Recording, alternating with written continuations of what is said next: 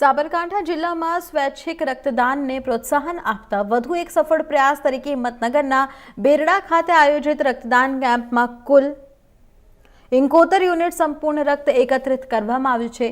હિંમતનગરના બેરડા ખાતે આયોજિત સ્વૈચ્છિક રક્તદાન કેમ્પ સફળતાપૂર્વક પૂર્ણ થયો છે।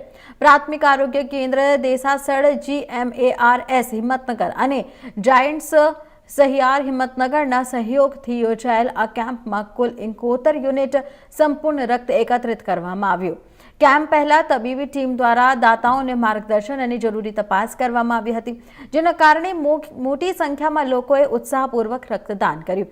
જિલ્લા વિકાસ અધિકારીની સૂચનાની મુખ્ય જિલ્લા આરોગ્ય અધિકારીઓના માર્ગદર્શન હેઠળ સાબરકાંઠા જિલ્લામાં safe blood and blood component થેરેપીને મજબૂત કરવાના સતત રક્તદાન કેમ્પો યોજાઈ રહ્યા છે।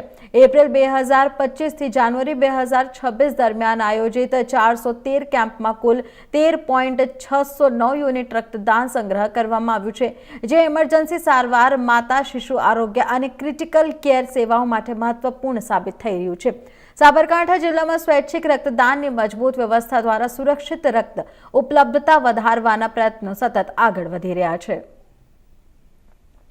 બેરણા ગામે દેસાસણ PHC, જાયન્ટ્સ ક્લબ અને બેરણા ગ્રામવાસીઓના સહયોગથી બ્લડ ડોનેશન કેમ્પનું આયોજન કરવામાં આવેલું હતું। લગભગ 55 જેટલી બ્લડ ડોનેટરે અમને ડોનેશન કરેલ છે। જિલ્લામાં આનંદની વાત છે કે આરોગ્ય વિભાગના ઉત્સાહથી ચાલુ વર્ષે 12 મહિનામાં 10,000થી વધુ બ્લડ બોટલ ભેગી કરવામાં આવી છે અને બ્લડ દ્વારા લોકોનું જીવન સુરક્ષિત રહે એ માટેનો ખાસ હેતુ ચરિતાર્થ